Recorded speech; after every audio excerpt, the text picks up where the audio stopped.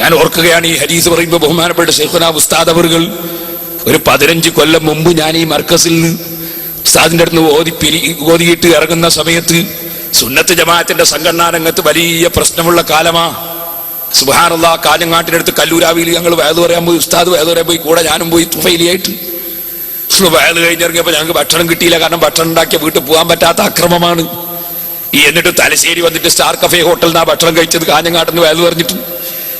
ആ കാലഘട്ടത്തിൽ ഞാനിപ്പം മെഞ്ഞാന്ന് 2 ദിവസം മുമ്പ് അതേ സ്ഥലത്ത് വയലു പറയാൻ പോയി. മർക്കസിനെ സംബന്ധിച്ച് വയലു പറയാൻ പോയി. വയലു പറഞ്ഞുകൊണ്ടിരിക്കുമ്പോൾ ഒറ്റ ഏറ് സ്റ്റേജ് മേൽ വന്ന് വീണ് നോക്കുമ്പോ മുട്ടയാ എറിഞ്ഞത്.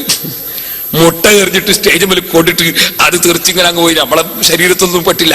ഞാൻ പറഞ്ഞു അതും കൂടി മർക്കസിന് സംഭാവന എന്നാ എത്ര കൂലിട്ടൈൻ പഠിച്ചോണ്ട് എടുക്കുന്നു.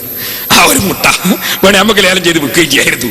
ഇപ്പൊ ഞാൻ പറഞ്ഞു വന്നത് അങ്ങനത്തെ ഒരു കാലമുണ്ടായിരുന്നു. അന്ന് ഉസ്താദ് ഒരിക്കൽ എന്നോട് പറഞ്ഞു, നീ ബസ്സിന്റെ ഏറ്റവും ബാക്കിലെ സീറ്റിലിരുന്ന് യാത്ര ചെയ്യണം.